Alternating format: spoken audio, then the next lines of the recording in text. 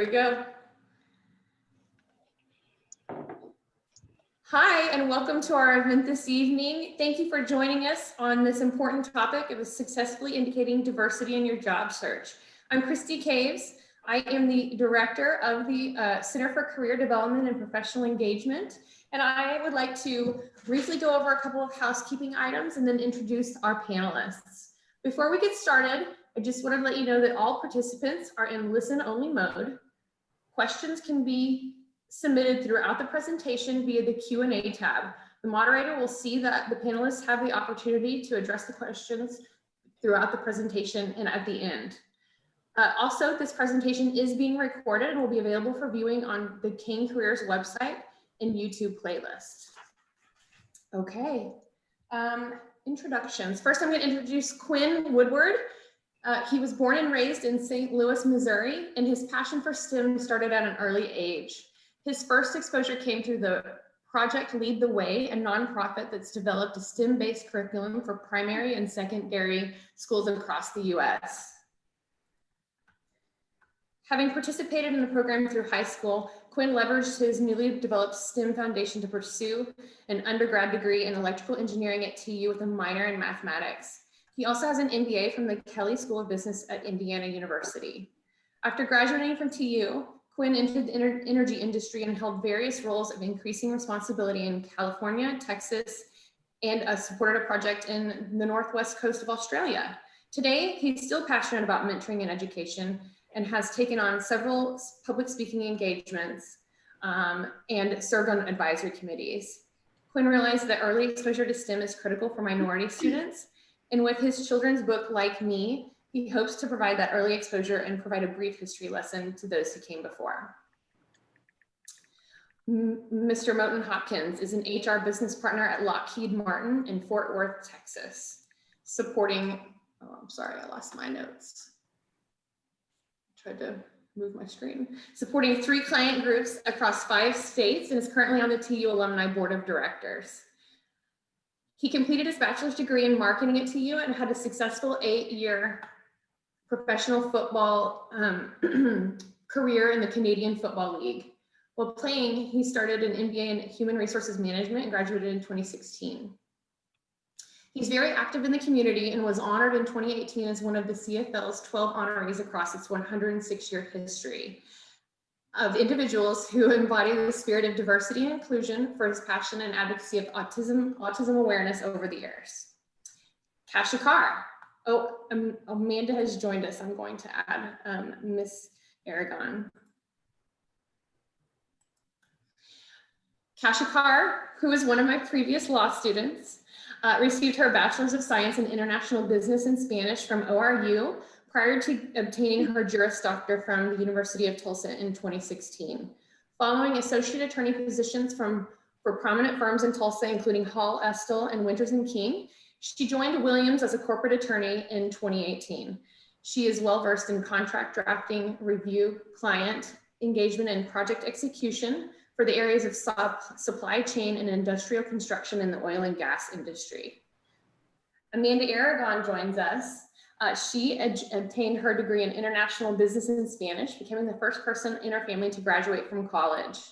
After college, Amanda began a corporate career working as a supply chain coordinator for ConocoPhillips.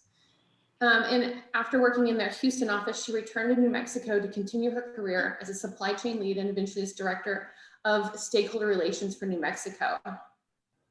After 6 years in the energy sector, Amanda pursued public service as the director of strategic outreach at the New Mexico Public Education Department. Her experience with that department affirmed her passion for education and motivated her to engage more stakeholders in working to improve New Mexico's education system, which led to the development and creation of NewMexicoKidsCAN, where she now serves as executive director. And last, I'd like to introduce our moderator this evening, Amanda Chastain. Amanda is the diversity officer at TU. Having a passion for equity, social justice, and diversity, she received her bachelor's in conflict studies with a focus on race, ethnicity, and culture conflict and gender conflict from DePauw. She then continued her journey in higher ed at TU by earning her master's in history with a concentration in the intersections of race, women, and gender. As a Tulsa native, Amanda is passionate about and committed to using her platform to promote inclusivity, diversity, and equality throughout TU and the Tulsa community.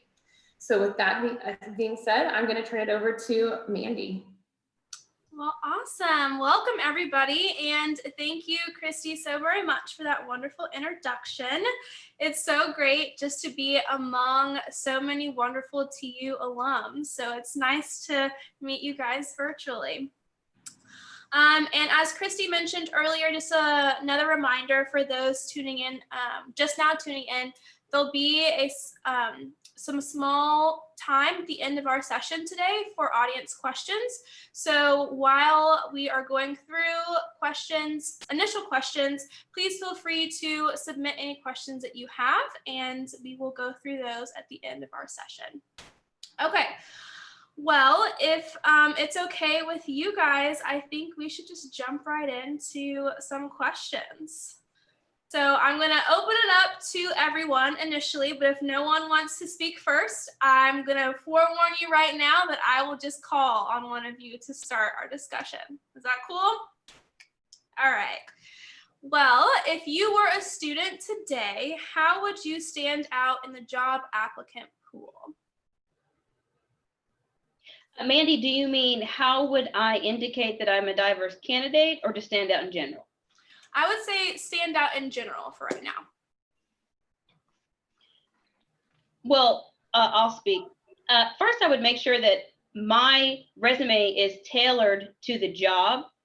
This is something that people don't get very right. It seems pretty self-explanatory, but you may have that one generic resume that you've gotten. Take that template and look at that specific job you're getting. You need to look the keywords that they're looking for and put that into your resume, especially if you're starting with some kind of computer uploading of your resume. They're going to be pulling those words out to make sure that you fit the description, or else you're just going to go into the junk pile. Now, possibly if you aren't dealing with a computer generated system, it still makes it look like when you're sending it to a person that you have taken the time to really research the job position and that you really fit that criteria. So tailor your resume. I always encourage someone to have a cover letter, and I want that cover letter to say something different than sits in your resume, maybe something really specialized. I was working with an applicant recently who does a lot of coding.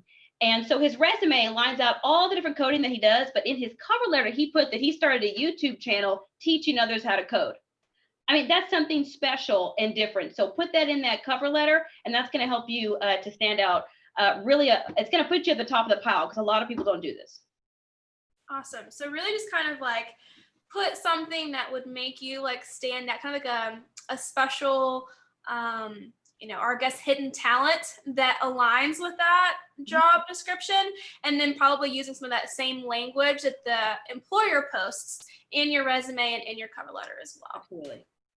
Awesome. Does anybody else want to tune into that question? Yeah, if I can add on to what you said, I completely agree. I think one thing as well that will make you stand out when I'm looking at resumes is being very specific with some of the experiences that you have that are relative to the role. There are times where people put a good experience or something that they've done, but it doesn't correlate with the job that you're looking for. Another thing that's really big now is the more infographic resume styles. Although they're great when you bring them to a resume, and I always recommend you do to stand out when you're applying on an online system, like you said, an ATS system, it doesn't translate it appropriately to the recruiter, to the hiring manager. So a lot of times your resume won't resonate or hit enough of those keywords or phrases, and you won't get pushed through. One other thing I think that's really important that people often forget, that your resume is your first impression with the hiring manager or recruiter. So really being detailed, that you're typing, your spelling, everything is to a T. I once, funny story, I once had a resume that came through, and on the certifications and achievements area, it had in there, make sure to add yada, like it was from the template. They forgot to take out the part where it tells them what to add. And luckily the gentleman interviewed well, but it was just one of those things you had to chuckle at. So just be very detail oriented and very targeted with the resume. Definitely makes sense. Does anybody else want to add? Yeah, I had one comment. I think when we start looking at resumes today, I mean, it's almost formula based, especially when you upload them into these systems. So the high GPA always floats to the top. The leadership positions always float to the top. So, but when you start adding those authentic things about yourself that are unique, those things actually stand out. So if I'm looking at a ton of resumes and I see someone maybe involved in something necessarily not related to the job, but it also shows that they have a creative side, then I may pull that one in just because it piqued my interest. So I always encourage individuals to be very authentic and share them true selves when they're speaking to recruiters. Yeah, the bottom of my resume says opera singer. That's all it says, opera singer. Now, after I've said all the things that I do that they need, opera singer. I mean, so come up with something. If you don't have anything creative about yourself, fix that now, because you need to fix that. I absolutely. The last thing I'll add too is think about not just like the experiences you've had, but the points of success that you've had within those experiences. So, you know, if you're leading a club at TU, like how many people are in that club? How large of a budget are you managing? So those like really specific details that give the employer a gravity for like what you can actually manage is super helpful. Oh, that's good. Very good point. Okay, so how should an applicant effectively indicate during the hiring process that they are a diverse candidate? Well, your first step, and this is something I'd always do, is on that resume, if there's any, okay, I'm a Black person, so I'm speaking on behalf of not all Black people, whatever, you get it, is that I'm gonna say I'm a member of the Black Law Student Society. Now, that doesn't mean I'm Black, because all kind of people can be in that, but it's a little bit of a nudge that, oh, maybe she is. Now, I also try to find a way to send a picture of myself. That might be weird. I would not put it into a system, a resume system, but if you get past maybe getting your resume picked up, maybe some emails are being sent, if you can do it in a classy way, that could be helpful. Now, if you get your resume through, they're probably gonna look up your LinkedIn. So know that now you have that. I didn't have that the entire time I was looking for jobs in my early career. But yeah, if you can indicate in your resume any kind of clubs that you're in that kind of speak to that diversity that you hold, I think that's a good step. Very good point. Does anybody else want to add? Just one note. So to also, aside from the organizations that you're involved in, general interests as well.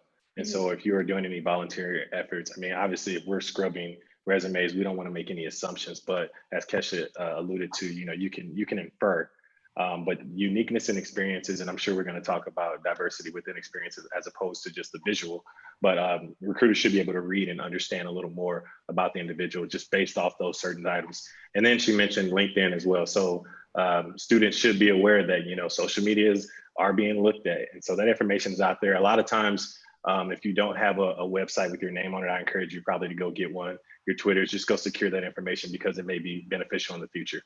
Yeah. And kind of one side question that I have from that, would you then suggest to have like a small picture within like your email signature? I've started to come across a couple of those. For me, even that's kind of new. And so just from your perspective, would you suggest doing that? I don't think it can hurt. I think you have to be very strategic with the type of photo that you use. If you can get a professional headshot, I think it's appropriate. But I will say, kind of to Quinn's point about people being able to look at your social media or LinkedIn, everything that you put out there, and this is something I learned in athletics, but just in professional life as well, everything you put out there is viewable and people can access it, especially depending on the types of jobs that you're in. If they require, you know, the industry that I'm in, if they require certain background checks or security clearances, those things are going to be found. So make sure you are representing yourself the way you want to be viewed and not allow someone to have a bias or unconscious bias towards anything you put out there. You know, represent yourself as a professional in the field and industry that you want to be in, and always hold yourself to that standard. And I think you'll be all right. Awesome, thank you. Okay, how do employers benefit from seeking and hiring diverse job candidates? I'll jump on this one if I can. I think diversity is a huge asset to organizations, to businesses, to universities. The amount of of ideas that are generated from different perspectives and views are paramount in any industry or any field.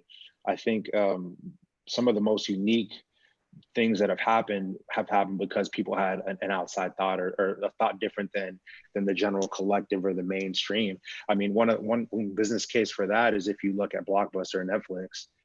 Blockbuster thought they had it all figured out. They didn't have any diverse thoughts, and that they had just one individual that said, "Hey guys, maybe we should reconsider." Maybe they'd still be around today, or Netflix might not be, the game changer that it is. So I think when you look at teams, the best teams that are most successful are the ones that have thought-provoking conversations from different perspectives and different views. And they use all of those experiences to create this amazing thing that nobody could have done by themselves. I have a story for that. So my first career was PepsiCo, and I was at a meeting. I was just a district manager, but they brought me to a meeting at the headquarters about a new multi-pack they were going to put out. And this is really funny, and it is true. They were going to call it the African-American multi-pack. And the African-American multi-pack had all these bold, spicy flavors. I know a lot of Black people like bold, spicy flavors, but I did raise my hand and I was like, I don't think you should make the assumption that every Black person likes bold, spicy flavors. I think that the naming of that bag, and this is way back before I feel like people were more aware of such things. I said that really could rub people the wrong way. You can still share that the multi-pack is bold and spicy in a different way that could, it's still going to reach that audience, but at the same time, not give your company a bad name for something that PepsiCo was actually doing a lot more in diversity than a lot of companies were doing, but that was going to be a bad step. They did not let out the African-American multi-pack. So having someone like me in the room helped with that. A better story was the reason we have hot Cheetos is because there was a man working on the flavor line getting paid $10 an hour that was from Mexico. And he said, what, I think we could spice these up. And he came up with hot Cheetos. And then he became the vice president, of course, of the flavor section of PepsiCo and is a multimillionaire. And so, I mean, having that diverse perspective made hot Cheetos, and we're all happy for that. Very much so, at least in my case, yes. I also think experiences matter. I do nonprofit work, right? Community-based nonprofit work. So you're going to be living and working in different communities across the country, and America is changing rapidly. And so the more that we can bring different people to the table who have different perspectives and different experiences, they access college differently, they experience college differently, they're experiencing the workplace differently, across all of the diversity matters, right? Race, sex, gender, all of those things. It makes you, when you can bring that to the table, it makes you a stronger candidate. So when I was going to work at the public education department, a lot of the people at the time weren't from New Mexico. So that was a huge asset for me. Like in New Mexico, I know what it's like to grow up here. I know what it's like to go to the schools here. Mm-hmm. And you're missing that on your executive team. And so think not only about what it means for you to be a diverse candidate, but what experiences have you lived through that would make that team, that company, that community better, and how do you market those things? Mm-hmm. Actually, that's a great segue into our next question, which is, how does your diverse background benefit you in your current career? Which, Amanda, you've touched on this a little bit. So I'll jump in. So my background is an electrical engineer, but I am not doing engineering right now. In fact, my last two roles have been, I was a maintenance supervisor and currently I'm an operations advisor. So no experience. And this is probably, again, diversity and experience versus visual diversity. But, Cassia and Amanda talked about, individuals who had unique experiences. So I have not been exposed to construction operations, but when I see things, as I have never been exposed to it. So I'm able to question the O&M personnel that are doing a task a certain way and say, hey, why are you doing it that way? And a lot of the times the responses that I get are because we've always done it that way. And so because of my diverse and unique thought pattern, I'm able to shift things, I'm able to lean things out, make processes more efficient. And ultimately that translates to increasing the bottom line for our company. Mm-hmm. Absolutely. Very good point. I think one thing for me specifically, my background is extremely different than most people in HR coming from the sports world. And then whenever I came into Lockheed, I didn't have the HR experience on paper, so I had to come in on the production side of things. I was in a project management role for about 9 months, and then I made the transition into HR business partner. What I do is I consult and work with the business. The thing that my background has helped me with is I have a different perspective of other HR personnel. So whenever the business says, hey, we need to do things this way, I understand because I was there and I understand the business rationale for it. So it's allowed me to support my clients in a better way. So I think having, in Quinn's point too, I'm a marketing major originally. I think having different backgrounds and different experiences help you in whatever role that you're in. And I think that the psychology piece of what I learned in marketing has helped me with communicating and coaching and talking with people. I think the sports part of it, being in a realm where you have individuals from all over the US, all over kind of, social economic backgrounds having to be put on a team. You have 4 weeks to become a unit and then work together. That helped me to communicate and work with cross-functional teams. So you have to think about all these things that you do in your life. They do add value. And then to go back to the resume piece, there's ways to pull that and throw it on the resume, and it resonates or transfers to whatever role you're looking for. Now, when we talk about diversity in the way that we look and everything, and even a little more personal diversity, how you're raised and such. I had one career as a private attorney. I say career, it's like 2 years, but still, I did a lot as a private attorney, and they actually wanted to have people that looked like the folks they were representing because it kind of put them at ease.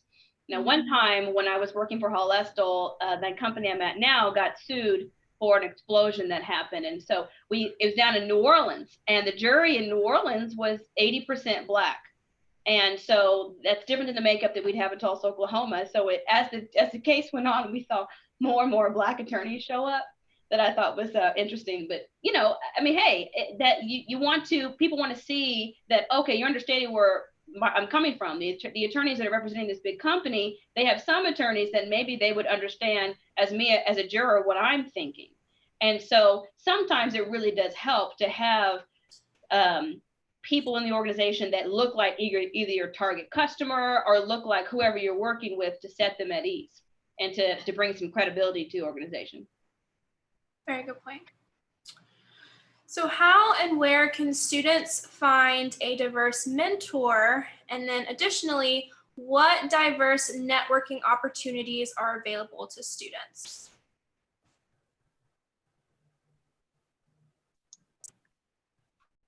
Now, go ahead. I was just going to say, I think thinking back even on my college experience at TU, I don't remember thinking through this all the way, but I do remember, like, when you meet people that have your back, you feel it, them. So I remember my first interview with ConocoPhillips was actually for the scholarship, not for the internship. And I just hit it off really well with that hiring manager. And so I felt more trust there than I had in other interviews. I had actually missed the intern hiring deadline, and I just said, hey, I thought the interview was going well. This is a huge risk. If you have any openings for internships, I would be really interested. And then he went back and got an internship for me, emailed me the next week. And that's how I started my career. But when people are in your corner, when they know you, when they want to support you. And so whether those people understand the same parts of your diversity that you're most proud of or not, keep those people with you, because they're the people that are going to let you know when there's opportunities. They're going to be the people that will review your resume for the 10th time to make sure that there are no typos that would be embarrassing for you, like Moton's story. So that mentorship, just make sure it's someone that you trust, that you respect, and that will always kind of keep you and needs at the front of their mind, and that'll open up so many doors for you. Thank you. Now, I can't speak for other parts of TU, but in the law school, we have a really great folks like Christy. Well, actually, Christy, you're not in law school anymore. But anyways, but others that were like Christy in the law school that put together lots of different events for the students to go to. So I first start with your department and see what opportunities are they putting together for you, and show up. When you show up, and then you start that, because whatever professionals that are coming to those networking events are the ones that want to mentor you. They wouldn't come if they knew they were going to meet with a bunch of students and they weren't interested in helping students. So start there. I had last year, before COVID, of course, all of the new Black law students that came over to my house, and I had all the Black attorneys that I knew in Tulsa come over and meet all of them. And so now I presented the opportunity. Now it's going to be, hopefully they've followed up with each one of those attorneys and set up those meetings and started some of those relationships. And so start there. TU does a good job with providing these opportunities. And then I encourage you also to find mentors that are very different than yourself, kind of like what Amanda was saying. You know, I want to have both. I have mentors that look like me and that understand and have shared the same experiences as me, but then I have some that are very different than me, because I want them to help me with the blind spots that I see. I have one mentor that is a straight up white man who I feel sometimes I'm like, I need to make a decision like him. You know, who cares what anybody thinks? But I'll call him. I'm like, hey, this is what I'm about to do. Or this is the situation that I'm coming up against. What am I not seeing? And he can tell me what that is. So diversify your mentors as well. So I want to throw in something here real quick from the career services perspective. The power of networking. 80% of positions are obtained through networking in some way, shape, or form. And so, you know, Amanda is spot on finding mentors. UTulsaConnect.com is our alumni mentoring platform that you can get on and sign up. And all of our alums who want to be mentors are on there. And they have even gone in and set up their profiles and have classified how they were willing to help. They're willing to have coffee with you. They're willing to make phone calls on your behalf. They're willing to review resumes on your behalf. So that's a really great way. These people have already said, hey, I want to help. I want to be a mentor. And Cassia, I don't know if you remember this, but you remember when you were going after the Williams position? Oh yeah. You called me. So oh my goodness, they had my back. Like TU was sending emails to people and doing all this stuff. So Cassia called me and she said, I want to go after this position at Williams. You know, what do you know? And I said, well, I just so happen to have the VP of Williams, Lane Wilson, coming to speak at my panel in my seminar next week. And I have a vacant spot. Would you like to join? And she said, as a matter of fact, I would. And I think she actually even sang opera to the entire seminar and got an opportunity to meet Lane before she ever even put her resume in. And I'm not saying that's the reason that she got the position, but that was definitely a great connection. Well, and Lane, I hadn't seen your marketing for this. He texted me this morning. He goes, you speaking at this? Good for you. I mean, so it definitely helped. And so you're very fortunate to go to a school that is I think small enough and hands-on enough that they do things like that.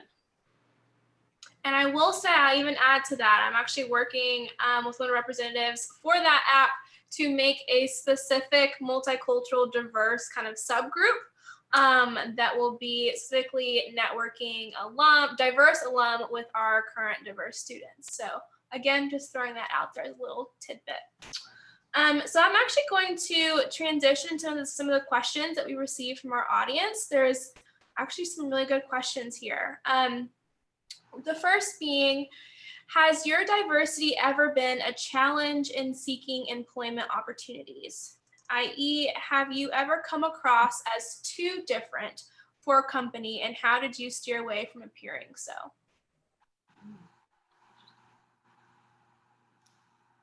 That's a little. I'm really glad that someone asked this, because I think obviously we're putting a lot of emphasis on how you best market yourself and all parts of yourself, including those diverse aspects. But it's not your job to make a company more diverse. Like, a company is either going to lean into that culture or they're not. So I also wanted to make sure that all the students and everyone on this call know, like, you got to figure out if that's a place that you want to be. Mm-hmm. Because you're all bright, like we can get jobs anywhere, I think. And so you have to figure out what the right balance of, I need a job and I want a job, and especially that first job after college, there's a lot of pressure there. But make sure that you're going to a place that's going to like respect and value you, because nothing is worse than ending up somewhere where you don't feel respected and valued and you feel stuck and you don't know how to get out of that situation. Fortunately, I never felt that at any of the employers I've been with, but there are always aspects of my job that it definitely feels like some of my more diverse aspects are a real disadvantage. So, like, super candidly, I've spent 5 hours on the phone over the last week telling, like making sure that the right messengers were telling someone that I need to do something to do it, because I know they won't hear it from me.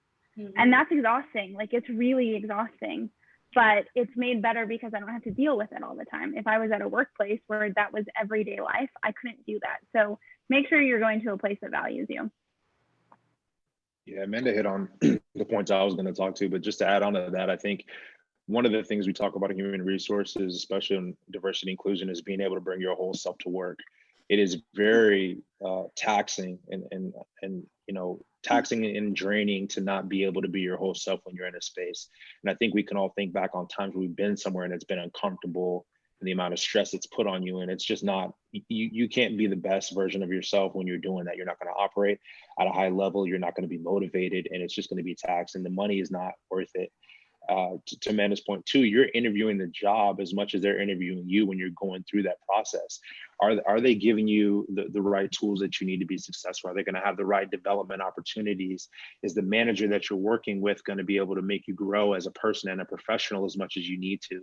And those things are very important.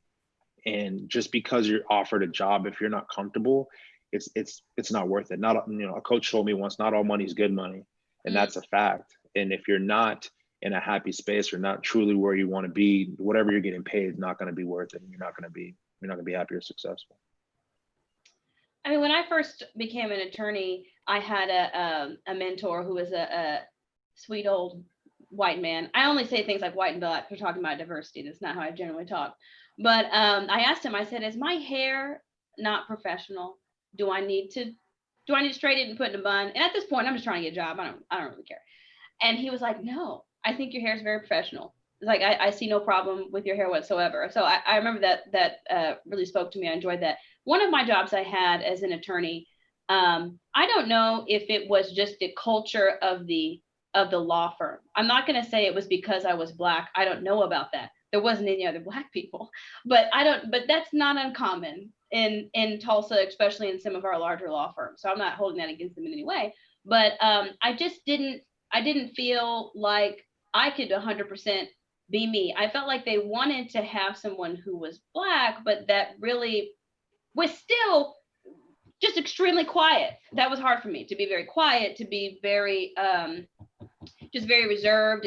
And so I worked there a long time, and I kept all good connections there, and it's fabulous and everything, but I did end up leaving and going somewhere else. And so just like what Moton is saying, you can only hold it up so long if you just don't feel like the culture of the company is something that you're in line with and where you can feel comfortable. So have another job before you leave, though. I want to secure that. Don't burn any bridges, especially if you're in Oklahoma. Everybody knows everybody. This is a small town. Do not talk about folks. Keep all those connections that you can. I just had one comment. So to echo what Moton stated about, do your research, you are interviewing the company. When you're looking to leverage your network, it's very important to reach out and do some informational interviews. Yeah. That is, if you know someone that is at the company, or you have a connection that's connected to someone, very similar to what Cassia's situation was, reach out to them and just have that conversation of, hey, how's the culture? How are the supervisors? Are there micromanagers? Yeah. Is it a relaxed Friday? General things, because the fit is very important. And I think companies are more open to that today, especially given the current climate. So do your research. I mean, I called some attorneys that worked here at Williams, and I said, I have young children. And I called another girl I know who had a little baby. I was like, what's going on? How is it having kids there? Because I can't get rid of them. And she said and she told me it was great. It's a great work environment, and she was correct. And so talking to her, like Quinn's saying, was really helpful. Thank you for that. So I know we kind of touched on kind of bringing your authentic self to work, and that's kind of after you even get accepted for the position. But looking at this kind of pre-acceptance or employment, and I know we've all probably seen the I guess the test, like the name test on resumes. So the resume looks the exact same, but you have a more, I guess, authentic or culturally significant name versus, a general European Western, name.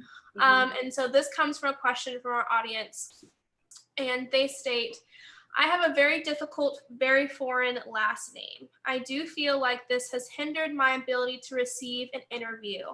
I have even received comments regarding my last name. What advice do you have to students in order to stay above the bias? And this, I mean, I don't want to speak for this student, but it seems like, you know, you're just trying to put yourself out there and get any kind of response that you can. But with your name, it seems like this student isn't even given the opportunity to have that interview. So how would you combat that? I don't think I don't think this is an easy question to answer, and I don't think it's a one way to approach it. But I would say this: I think being true to yourself and being who you are is one of the most important things when you're growing up or just going into the profession. I would say this: if a company truly is not is using your name as a way to kind of filter through that's not an organization you want to be in. I know that's easy to say, you know, having a job, and if you're looking for work, it's tougher, but truly you don't want to be a part of the organization. You don't want to work for that manager, because that manager is going to have some biases, obviously, and then make your life more difficult, to say the least. So I think just really presenting yourself and your resume and everything that you bring to the best of your ability is the best way to go about that. I have a very unique name, and I get comments and questions all the time. And growing up, when I was younger, I wasn't ashamed of my name by any means. I love my name, and I'm the third, but I would always say, oh, you can just call me Mo. Or, you know, people ask, oh, what's your name if I'm at Starbucks? I say, I'll just put Mo on there. But now I tell people what my name is, and I want them to spell it out. And I don't know if it's as I get older, I get tired of having to go through that part. But I think having that pride in yourself and what you are and your background, whatever your name is a very important part of you. And anyway, I'm on a tangent because this is kind of sensitive to me, obviously, my name too. But I want to say that I think that's not the place you want to be anyway. So I think it's good that they let you know off the rip that they don't want you there, and you don't have to deal with that or be subjected to whatever they have. Thank you for that. I think Moton's right. I think that we'd all like to have some magic solution of, oh, try this or do this. It is probably going to require extra work on your end, unfortunately. And that, just call it what it is, like, that sucks. It's really unfair. It's not the world that I think any of us want to live in. But this is where your community can help exponentially. So, you know, hopefully you've had a good experience with TU students and alumni. The Career Connections website, like, people are going to want to help you. So maybe someone at that company knows and can flag for the hiring manager, like, hey, I'm not sure you saw this resume. Or they know of a different opportunity at a company where that's not going to be an issue. So again, do your best to put yourself out there, let people get to know you, and then invite them to help advocate for you to kind of fix, you know, we all want this situation to be better. So we all have an active role in helping people navigate the situation so that it is better. So don't be afraid to ask for help. Very good. Thank you. This is another question from the audience. How should we overcome communication gaps as a result of having a different background from those we are interviewing with and possibly working with in the future? So it sounds like possible language barriers here. For me personally, I think one of the gaps that individuals have is not practicing enough when they're interviewing.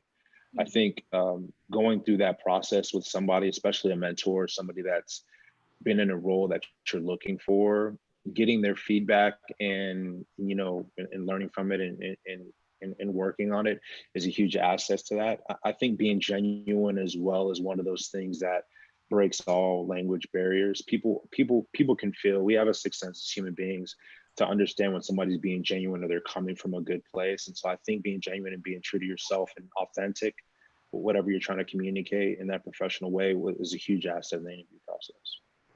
Well, and you know, the larger companies like Pepsi, oh, of course, Pepsi's large, and Williams did this as well. When they do their interview process, it's a series of behavioral questions. So they're going to ask you, and they're going to ask the candidates for that day all the same questions. And so it'll be something like, tell me a time that you had to take over for someone else's project. what happened, what did you do, what did you learn from it? And so that's what the entire interview is questions. So I tell everyone when you go into an interview, you need to have 3 different kinds of scenarios. Always have a time where you were a leader. Always have a time where you dropped the ball, but you came back and fixed it. Always have a time where you were you communicated well. You're a team player, because those stories are going to be beneficial, regardless of whether you have a behavioral interview or just a normal interview. People like stories. I think that stories can possibly help that communication gap. Every company wants to know that you can take critical feedback, that you can work in teams, and that you're going to follow through with the things that you do. So if you've got stories about those type of things, you're going to be able to communicate well, even if the interviewer you're talking to is a golfer, and you couldn't talk to him about that, or maybe he came from a very wealthy background and you didn't. He's still going to want to see those aspects in candidates in his company. So have those kind of narratives that you've done and examples ready, and that's going to ease your fears when you start communicating and talking to someone who may have a different background. Very good point. Thank you. What are some ways you can indicate your status as a diverse candidate if it's not something visually obvious? So for example, like invisible disability or part of the queer community. I think we touched on this a little earlier, right? Like one of the first icebreakers that we talked about, but it's really going to be efforts that you're involved in, whether it's specific organizations. And then the resumes have shifted so much today. Moton talked about visual items on the resume, but I've seen individuals put their general interests, like Cassia and her opera singing, which I hope we get a sample at the end of this. But yeah, just show and share. And when you are, things that you can wear, Moton has on the lapel pin. I've seen individuals do that. There's ways to indicate it, especially once you get in the door. Yeah. I love that, especially the pin, for example. Very good point. I actually really like this question. It's not necessarily tied to the work field, but how do you all define diversity?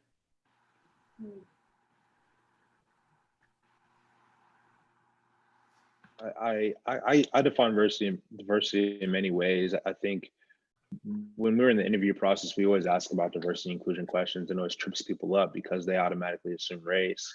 Whereas I think diversity is a diversity of thought, diversity of experiences, age differences, diversity in titles, leadership versus being an individual contributor.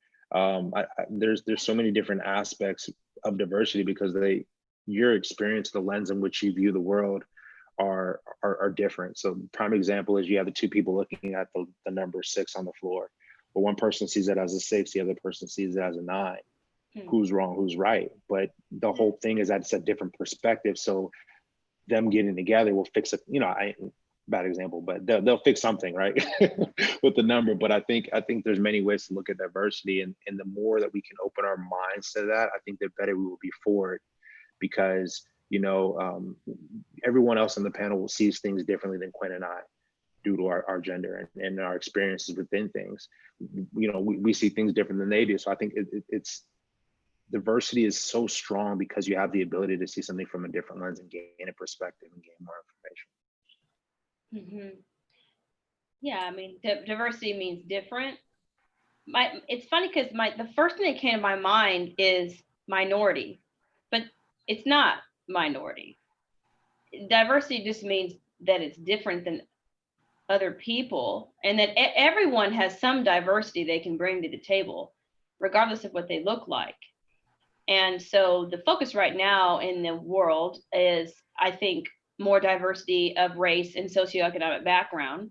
But as Moton has said, and others have echoed, any difference that you bring to the organization than the other person you're talking to is a diversity, right? Very good point. Thank you. Excuse me. How do your employers support and uphold diversity and inclusion within your own individual workspaces? So at Chevron, we have employee networks, and they range from various things. Black employee network, Asian employee network, Native American, boomers, XYZ. There's always a network, and it's not exclusive. You see a lot of partnerships go across, and it's really great. It's an opportunity to learn. In addition, prior to meetings, we have what we call diversity moments, meaning that you create like a 5-minute, PowerPoint, and it can be a topic about yourself or a special thing that may be going on. And so it's just another opportunity to share and for others to learn or be exposed to a different culture or something related to your specific unique experiences. Quinn, in your groups, can anyone start the group, or do you have to be a member of that actual diversity? No, anyone can start it. So like in my last role in California, our sponsor for the Black Employee Network was of Hispanic descent, but he had a passion for it. Even the same thing, when I was at TU, my mentor over NSBE was Dr. Diaz. And so he just had a passion for helping students like myself succeed. Yeah. Very cool. Williams has similar groups, different groups like that. And we actually have a diversity and inclusion council now that they started last year. So different folks from different roles in the organization, all different races and affinity groups are on the diversity council. They meet, I think, once a month to kind of chat with the executive team about what things Williams are doing, any issues they see possibly in the organization that the executive team would not have seen. And so that seems like a good group that we've started up recently. Very cool. I think we have one thing. Oh, go ahead. Go ahead, Moton. No, after you. One thing that I do as the executive director of my organization is I make sure our board is really diverse. Mm-hmm. We serve students, and so I look at our student demographics and I map it against our board demographics and say, are we aligned with the students that we're trying to serve? We're not always like 100% aligned. We're a lot better than a lot of other organizations, I'll say that much. And so like we can always, as the person in charge of my organization, that's one way that we try and do it, but we're also part of a national network. And I will say the conversations on that end are not quite as accelerated as I think I want, as some of my colleagues want. And that's an interesting tension when you're in a place and you're like, okay, we're making the right steps and I want to help change. So figuring out how you can help like lead some of that change, how you can use your diverse experience to advocate for more spaces like that, more conversations around it, more training around it. So I feel like I'm good on one end and pushing on another. That's good. And I was just going to add, I mean, we have similar groups to Quinn's, like Quinn said, and then we also, we invest in STEM resources, STEM training, especially in lower income or minority populations or female populations. We donate to Inroads, and this year, we worked on doing a pretty big donation to some of the HBCUs, and so it's really just driving the STEM and the understanding and the passion of that space into some of those areas where we want to build our diversity pipeline and then build those communities up as well. What is the best piece of career advice you received when you were in college?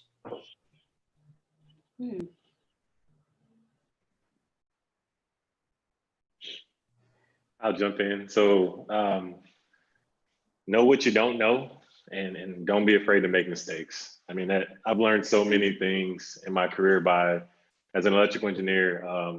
If you turn off the lights, that's a bad thing. And I have shut off the lights on facilities that produce, 10,000 barrels of oil at a price point of $100 a barrel. So you do the math. And so, when you have those opportunities and you have individual support around your supervisors that are encouraging, are there to help lift you up when those things happen, it makes you successful. And so you don't want to do things that you're not experienced in. And if you can just ask questions, it'll just help you and break the ice. Probably the best piece of advice I got was that some business, we had these little business classes, speakers would come and you could get extra points if you went. And one person told me, just ask people questions about themselves. If you ask them questions about themselves, when they leave the conversation, they'll be like, man, she was great. But if all you talk about yourself, then they won't think that. And it will help you to find something in common with everyone. So as you're asking people questions about themselves and they're telling you their story, I'm always thinking, I'm waiting, what other thing has he said that I also relate to? And then I'll come in with another question. Oh, how about this, Mr. Johnson, or whatever? And the conversation continues and continues. And so you can do that as well. And you can find things in common with anyone. feel like I'm I kind of think like take some notes on the side myself with that. Sorry, I interrupted. In any networking event, I'll be like, Hey, gotta do what you gotta do. But I think I interrupted somebody who was going I next. was just gonna say, I think the networking and communicating piece was a big thing for me. You know, exactly what, you know, Cassia said, is I think being able to relate with people, and people, there's a saying, you know, people don't remember what you said, it's how you made them feel. That holds so true. And especially when you're a person of, let's say you're a person of power, a position of power, and you meet a lot of people, you may not remember every detail, but you'll remember how the feeling or the vibe of the conversation, and that holds true, and it benefits you so much in the future. So truly networking and really engaging with people and giving them something positive to remember about you, and emphasis on positive, because people remember the bad stuff too. you can get so good at networking that you love going to those events. And you get it, well, after you get good at it and you have a little wine with you, shoot, that's a little cracker. You're just blowing through folks. When you can drink wine, when you. That's true. That's true. HR Sorry. guy, Are we talking undergrad? Never mind, no wine. And also, Two things. Pepsi used to tell us, don't drink too much. You can make that career of making mistake, or this career stopping mistake. Yeah. So. Amanda, Two things. It wasn't even a piece of advice, but two things that I did at TU that have been just like astronomically helpful. One, you have to go to the career fairs. I know everyone says that, but like you have to go to the career fair, because it makes such a difference when you meet the people that will be seeing your resume, that will be reviewing whatever online submission you have to submit. So go to the career fair.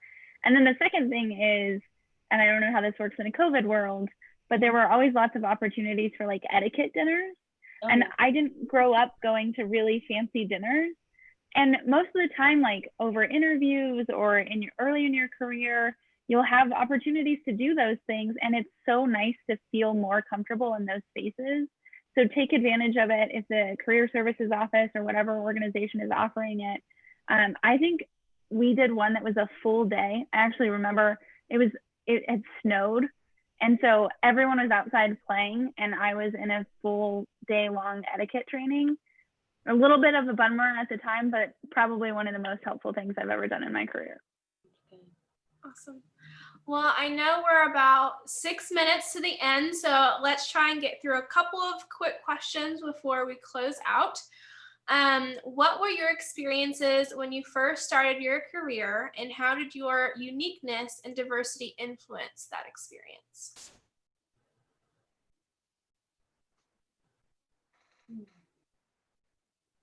Well, I talk a lot, so anyone can stop me. When I started at Pepsi, not only was I the youngest district manager, I was the only woman and the only Black district manager. We definitely had some, because the team I was looking over are the people that took I worked for the Frito-Lay division that took the chips to the stores. We had some more diverse candidates in that team, but I would go work with my people and just let them teach me what they did. And since I worked with them, I didn't try to tell them what to do. I got their trust. When I was their manager, after my year of training, they would do anything I asked, because they knew that even though I was young and that I was different than them, that they knew I valued their input.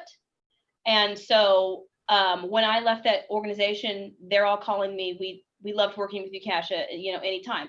And so I think that the diversity, even though I thought maybe that'd be a barrier, in anywhere you go, when you first show up, be very, very teachable and be listening more than you're talking.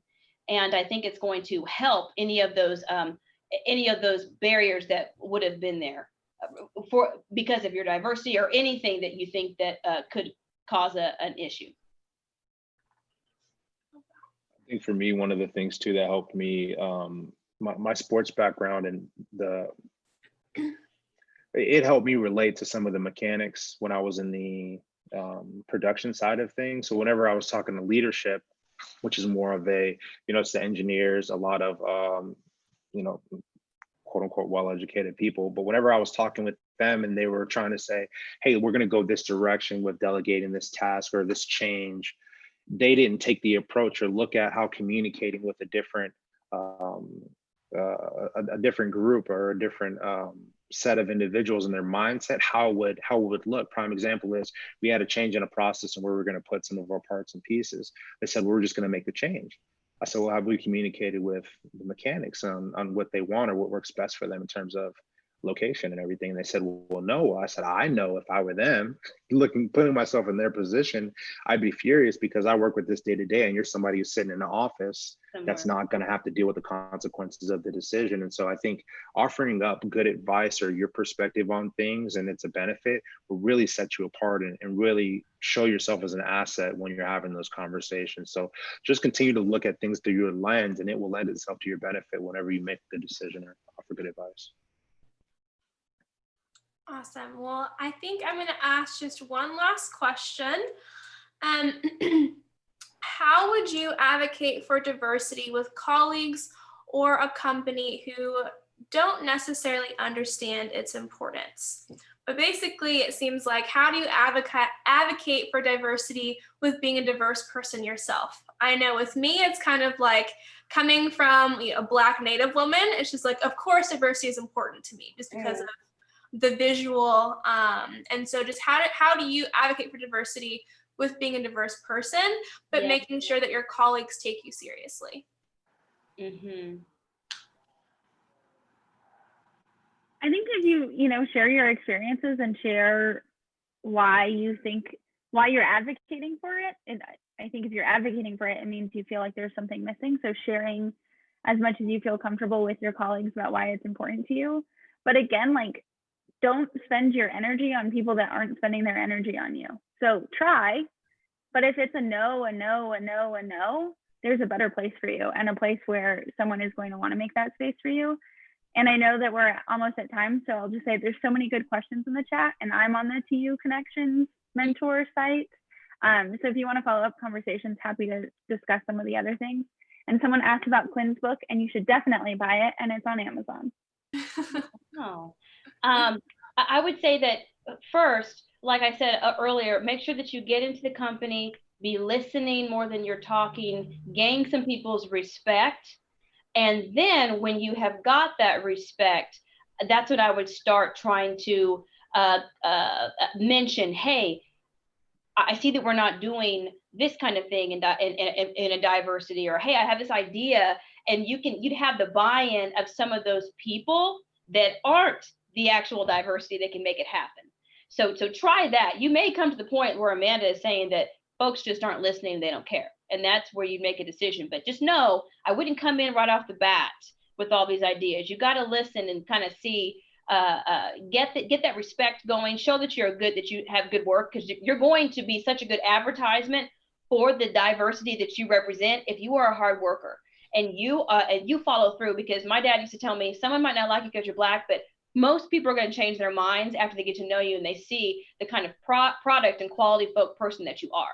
Now, you're not going to change everybody's mind, but you will change some. So try that first, and then kind of bring those things up as you get that trust. Moton, Quinn, do you have anything to add real quick? Yeah, I'll just add, share experiences. And then if you also want to go with the data approach, there is data out there that shows that diverse groups, diverse leadership teams, executive teams, it drives higher growth, higher profitability, better synergy. So you can go that approach as well. Korn Ferry has some great reports out there that you can leverage and put those in front of your managers and advocate for it, especially if it's important to you.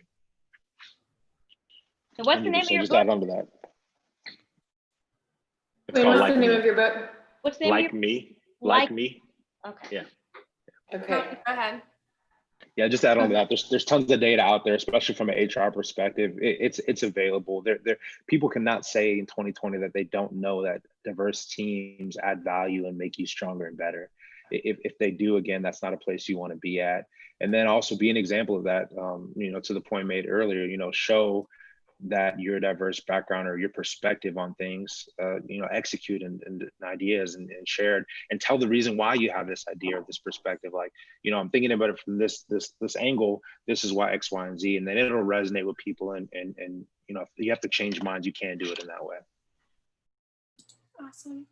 Well, thank you guys so very much for taking the time to speak with us today. And Christy, I will pass it over to you to close this out. Thank you so much to our panelists for joining us this evening. We've really appreciated your thoughts and your insight. We actually had, you guys, the attendees, you asked such great questions that we didn't get to them all. So I encourage you to follow up directly with any of our panelists on LinkedIn or the utulsaconnect.com alumni mentor platform to continue these conversations. I'm certain that our panelists, who are all very involved alumni, would be willing to chat with you. Further. And lastly, at the end of the session, you're going to have a survey pop up on your screen. We want to know how we did. So if you would be so kind as to complete it, it's super short and sweet, and we'd be so appreciative. So with that, and the recording will be available probably early next week on our careers.com website in our YouTube playlist. Thanks again. Have a good evening. Thank you. Nice to meet everybody. Bye. Thank you.